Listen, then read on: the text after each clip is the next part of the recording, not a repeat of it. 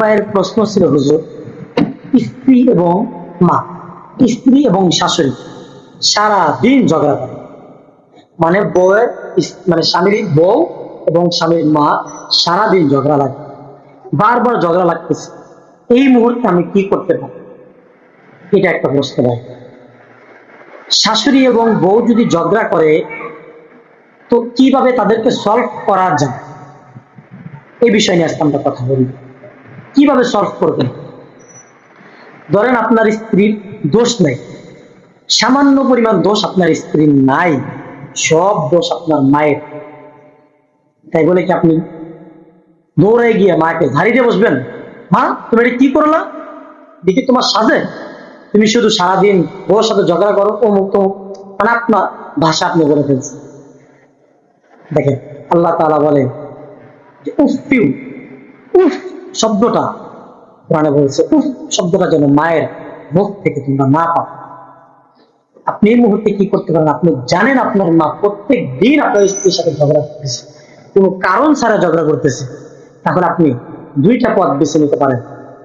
এক নাম্বার পথ, যদি মাকে বলেন, মা, তোমার সাথে তার সাথে যেহেতু করতেছেই না, তাহলে তুমি যদি বলো, তাহলে আমি তোমাকে আলাদা করে দিই।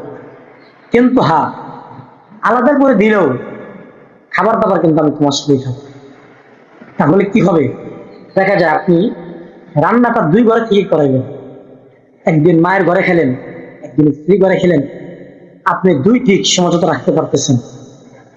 এটা আপনার একটা পয়েন্ট। আর যদি দেখেন না, সংসারে একত্রে থেকে চলা সম্ভব, ওইরকম ঝগড়া হয় না, মাঝে মাঝে ঝগড়া হয়, তাহলে আপনি কি করবেন? ওই স্থান, ওই মুহূর্তে মাকে একটা ধমক দিবেন না। সাব্বা, আপনার মায়ের দোষ আপনি জানেন, বোঝেন, আপনি স্ত্রীকে একটা ধমক দিয়ে ঘরে চলে নিয়ে আসেন। ঘরে নিয়ে এসে আপনি তার কাছে বলেন, সরি, আমি যা করছি ভুল করছি, আমি জানি তোমার দোষ নেই, আমি সব কিছু জানি। মা তো একটা ধমক দেওয়া যায়, স্ত্রীকে বোঝা, মানুষ হলে বুঝবে, মানুষের বাচ্চা হলে বুঝবে, মানুষের বাচ্চা হলে বুঝবে।